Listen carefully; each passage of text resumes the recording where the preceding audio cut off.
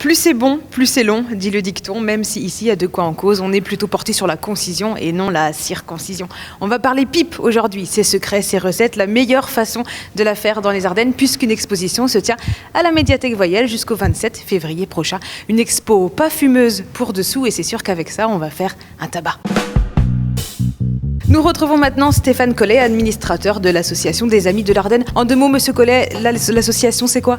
Alors c'est une association donc culturelle, et cette année nous avons choisi effectivement l'exposition sur la pipe. Et pas n'importe quelle pipe, la pipe en terre fabriquée dans les Ardennes. D'où vous est venue cette idée complètement insolite ? En fait, on s'intéresse également à l'histoire, donc la pipe, ça fait partie effectivement du patrimoine trop méconnu de l'Ardenne. Et ce qui nous intéressait, puisque je reviens sur l'aspect transfrontalier, c'est que cette pipe était fabriquée à la fois à Givet dans les Ardennes, mais également de l'autre côté de la frontière, à Andenne, entre Namur et Huy.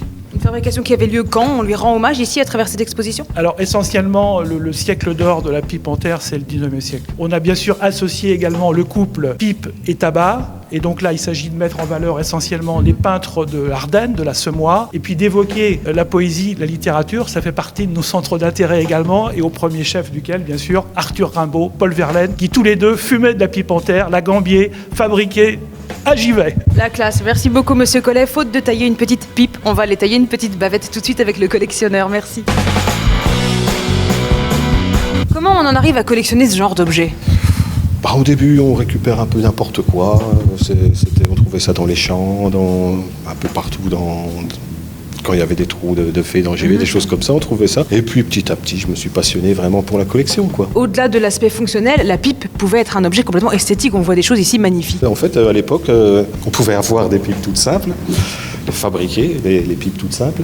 Et on pouvait avoir aussi des pipes très, très, très jolies. Vous m'avez confié que ce n'étaient pas forcément les plus grosses pipes qui étaient les plus chères. Non. Ça veut dire qu'il y a bien une valeur marchande, artistique, de spéculation presque sur la pipe ? Oui, certaine, oui. Combien ça peut valoir ? Il y a tous les prix. Il y en a ici qui valent 1 euro et il y en a qui valent 200, 300, ça dépend. Voilà, si vous ne saviez pas quoi faire pour la Saint-Valentin, direction cette destination de rêve. Et ce qu'on peut dire pour finir, c'est que ce n'est probablement pas la pipe qui m'a mise dans cet état-là.